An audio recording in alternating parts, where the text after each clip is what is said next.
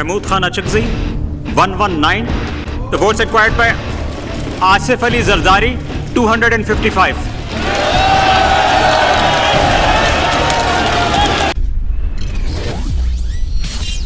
आसिफ अली जरदारी एक बार फिर पाकिस्तान के सदर मुमलिकत मुंतखब हो गए हैं। पहली टर्म में 2008 में जब आसिफ अली जरदारी साहब बेनजीर भुट्टो के इंतकाल के बाद एक सिंपैथी वेव राइड करते हुए सदारत पाकिस्तान तक पहुंचे, उस वक्त मैं एक यंग रिपोर्टर था, खड़ा था बाहर पार्लियामेंट जैसे आपको पता है बिल्कुल प्रेसिडेंसी के साथ है, और आसिफ अली जरदारी को उन इलेक्शंस में वाइड स्प्रेड सपोर्ट मिली थी। नून लीग ने भी उनकी सदारत की जो पोजीशन थी उसको सपोर्ट किया था कैंडिडेचर को। और अब एक बार फिर ऐसा लग रहा है कि 2008 की जो तारीख थी वो गर्दिश में आई है, दोबारा रिपीट कर रही है अपने आप को। लेकिन मेरे ख्याल से इस मौके पर थोड़ा इंपॉर्टेंट होगा निगाह डालना कि आसिफ अली जरदारी की जो प्रेसिडेंसी थी 2008 से 13 तक, उसमें क्या कुछ हुआ। याद रखें, बेनजीर भुट्टो साहिबा का 2007 दिसंबर में इंतकाल हो गया था। आसिफ अली जरदारी बहुत ही जोश में आए, उन्होंने उस वक्त PMLQ की हुकूमत थी उसको कातिल लीग करार दिया। फिर लॉयर्स मूवमेंट एक चली, उसके दौरान यानी शुरू में ही सदर उस वक्त परवेज मुशर्रफ साहब ने इस्तीफा दिया। पहले तो वो हटे अपनी चीफ ऑफ आर्मी स्टाफ की पोजीशन से, जनरल कयानी को उन्होंने कमान थोपा, और फिर 2008 अगस्त सितंबर में वो हट गए एज सदर पाकिस्तान। इलेक्शन हुए और Asif Ali Zardari as a unified joint candidate succeed किया और वो बन गए सदर पाकिस्तान। किसको पता था कि 20 साल कबल जो बंदा जेल के अंदर यानी कोर्टों के कचहरियों की राह देख रहा था, रास्ते नाप और तोल रहा था, वो पाकिस्तान का सदर बन के उभरेगा। और नॉट जस्ट एनी सदर, बहुत ही कंट्रोवर्शियल सदारत रही आसिफ अली जरदारी की। पहले आपको अगर भूल गए तो याद करें, मेमोगेट का इंसिडेंट हुआ था। हुसैन हक्कानी साहब ने अलेजिडली आसिफ अली जरदारी साहब के कहने पे एक मेमो लिखा to the American high command, और उसके बाद एक साजिश के तौर पे एक बहुत ही बैकलैश आया। हुसैन हक्कानी साहब को एज एम्बेसडर हटना पड़ा।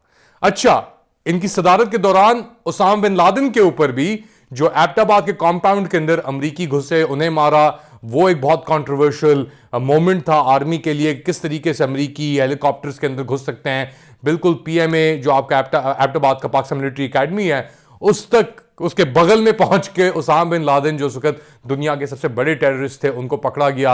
और उस वक्त भी आसिफ अली जरदारी साहब आपके प्रेसिडेंट थे।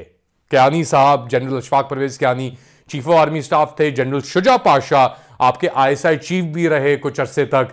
और एक और जो वाकया हुआ इन तीनों यानी हाई कमांड पोजीशन जब इन तीनों इंडिविजुअल्स के पास मौजूद थी, वो था रेमंड डेविस जो CIA कॉन्ट्रैक्टर था। उस वक्त उसने 2 बंदों को मारा लाहौर के अंदर, फिर उसको पकड़ा गया और फिर डील बनी जिसमें उनको निकाल दिया गया। एक और किस्से कहानी उसके बाद शुरू हुई है, डॉन लीक्स की भी इश्यूज सामने आए। PMLN की हुकूमत थी खैर लेटर ऑन, मगर जरदारी साहब का उसके अंदर क्या किरदार रहा, वो भी एक सवालिया निशान पैदा करता है। हुसैन हक्कानी साहब को हटाया गया मेमोगेट के बाद, वो एक सैक्रिफिशियल लैम्ब बने जरदारी साहब के लिए। चलें, ये तो नेशनल लेवल के ऊपर बातें हो रही थी। डोमेस्टिक लेवल के ऊपर 2010 के जो फ्लड्स आए पूरे सिंध के अंदर, बड़ी तबाही मचाई उन्होंने। उस वक्त भी जरदारी साहब प्रेसिडेंट थे और बड़े लोग जहां भाग हुए, बड़ी प्रॉपर्टीज का यानी तबाही हुई, जान और माल की, मगर जरदारी साहब की प्रेसिडेंसी वैसे की वैसे ही चलती रही। जाते जाते जरदारी साहब ने 2013 में ईरान पाकिस्तान गैस पाइपलाइन का भी इफ्तिताह किया, ऑफिशियली अहमदीनेजाद साहब के साथ मिलते हुए। मगर जो भी इन्होंने काम किया जरदारी साहब ने, वो आर्मी की जो अभी हाई कमान है, उस वक्त 10 साल 11 साल पहले वो जूनियर्स थे ऑफ कोर्स, उनको बहुत पसंद आया। वो इतना पसंद आया कि एक बार फिर जब ये धांधली शुदा प्रोसेस के थ्रू गुजरी, ये पूरी चीज जिसके अंदर benefactor to a lesser extent Zardari साहब भी ठहरे और नेगोशिएटर और बेनिफैक्टर तो डेफिनेटली जरदारी साहब, जैसे 2008 में बेनजीर भुट्टो साहब के कत्ल के बाद आप आर्ग्यू कर सकते हैं कि बेनिफैक्टर थे आसिफ अली जरदारी साहब, तो इस बार फिर ये जो पूरी धांधली शुदा विक्टिमाइजेशन इमरान खान साहब की, उसके अंदर एक हद तक विक्टर जो उभरे हैं इतना अपने आप को दाग वाग लगाए बगैर, वो भी आसिफ अली जरदारी साहब ही हैं। और अब हमारे पास जो खबरें आ रही हैं कि उनके पास जो इतना तवील एक्सपीरियंस रहा है प्रेसिडेंसी का, 5 साल गुजारने के बाद 2008 से 5 तक, वो अब उसको आते ही शुरू कर रहे हैं। ओथ टेकिंग बस हो ही रही है और उनका 30 मेंबर क्रू यानी 30 रुकनी उनका स्टाफ जो है वो बाहर से लेकर आए जरदारी साहब और प्रेसिडेंसी में अब वो डालेंगे। उन्होंने अपेरेंटली ये इंस्ट्रक्शंस दिए कि भाई मुझे प्रेसिडेंसी का कोई भी एग्जिस्टिंग स्टाफ नहीं चाहिए, इनको आप बाहर निकाल दें और ये जो 30 बंदे आए हैं मेरे, इनको आप अंदर कर दें। ये सब कुछ हो रहा है इस्लामाबाद में। जरदारी साहब की कंस्टिट्यूएंसी है, पीपल्स पार्टी की कंस्टिट्यूएंसी है सिंध। सिंध के क्या हालात हैं निगाह डालें आप। खबर आई है कि 2 साल गुजर जाने के बावजूद अभी जो आपके एक बार फिर वजीर आला हैं सिंध के मुराद अली शाह साहब, उन्होंने एशियन डेवलपमेंट बैंक से $400 मिलियन यानी $40 करोड़ की एड मांगी है फ्रॉम एशियन डेवलपमेंट बैंक। जो वो कह रहे हैं कि जी जो लोग अफेक्टेड थे फ्लड से 2022 के अंदर, एक बार फिर फ्लडिंग, जो तबाहकुन फ्लडिंग थी सिंध के, पता नहीं कितने सैकड़ों एकड़ जमीन को तबाह कर दिया, लोग दरबदर कर दिए, उनके लिए 250 लाख घर बनाने के लिए $400 मिलियन की जरूरत है। ये आपके मुराद अली शाह कह रहे हैं। और $100 मिलियन और चाहिए कि इंफ्रास्ट्रक्चर, सीवेज, पाइपलाइंस, ये सब कुछ, पानी, ये सब कुछ फराहम करने के लिए। तो तकरीबन $500 मिलियन वो मांग रहे हैं मुराद अली शाह साहब कि जी जो फ्लड इफेक्टीज हैं सिंध के अंदर, इनके लिए 250,000 घर बनाने के लिए, 250 लाख नहीं, तो 2.5 लाख घर बनाने के लिए ये $500 मिलियन मांग रहे हैं मुराद अली शाह साहब। और अगर आप जाके हाल देखें, 2 साल के अंदर ये लोग कुछ काम नहीं कर सके हैं, तो आगे क्या काम करेंगे।